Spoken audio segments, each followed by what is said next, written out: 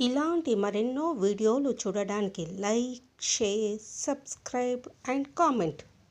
ఈరోజు ఈ వీడియోలో శ్రీకాళహస్తి దర్శనం తర్వాత నేరుగా ఇంటికే ఎందుకు వెళ్ళాలి అనే విషయం గురించి తెలుసుకుందాము. పంచభూతాల నిలయమైన ఈ విశ్వంలో గాలి, నింగి, నేల, నీరు, నిప్పు వాటికి ప్రతీకలుగా భూమి మీద పంచభూత లింగాలు వెలిశాయి. అందులో ఒకటి చిత్తూరు జిల్లాలోని శ్రీకాళహస్తిలోని శ్రీకాళహస్తీశ్వరంగా వెలిసిన వాయులింగం. అయితే ఇక్కడి గాలిని తగిలిన తర్వాత మరే దేవాలయానికి వెళ్ళకూడదు అనేది ఇక్కడి ఆచారం.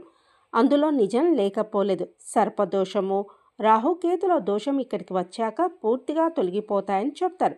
శ్రీకాళహస్తిలోని సుబ్రహ్మణ్యేశ్వరి దర్శనంతో కాలసర్ప దోషం తొలగుతుంది. ప్రత్యేక పూజలు చేసుకున్న వారు నేరుగా ఇంటికే వెళ్ళాలని చెప్తారు ఇక్కడి పూజారులు. కారణం, దోష నివారణ జరగాలంటే శ్రీకాళహస్తిలో పాపాలను వదిలేసి ఇంటికి వెళ్ళడమే. తిరిగి ఏ ఇతర దేవాలయాలకు వెళ్ళినా దోష నివారణ జరగదని ఇక్కడి విశ్వాసము.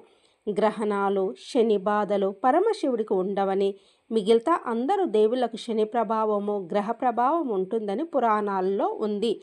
ఇందుకు నిదర్శనంగా తిరుమల శ్రీ వెంకటేశ్వర దేవాలయంతో సహా మిగిలిన అన్ని దేవాలయాలు దేశవ్యాప్తంగా గ్రహణ సమయంలో మూసివేస్తారు. గ్రహణ అనంతరము సంప్రోక్షణ జరిగిన తర్వాతే పునర్దర్శనం ప్రారంభమవుతుంది. కానీ మూసివేయని ఒకే ఒక దేవాలయం శ్రీకాళహస్తిలోని శ్రీకాళహస్తీశ్వరునిది. ఇక్కడి దేవునికి గ్రహణ ప్రభావం ఉండదని పురాణాల్లో చెప్పబడింది. గ్రహణ సమయంలో ఇక్కడ ప్రత్యేక పూజలు జరుగుతాయి. గ్రహణ సమయంలో భక్తుల దోష నివారణ పూజలు ఎక్కువగా చేస్తారు. అందుకే ఇక్కడి దేవుడు దర్శనం చేసుకున్నాక ఇక ఏ దేవాలయానికి వెళ్ళనవసరం లేదు అనేది పెద్దల మాట.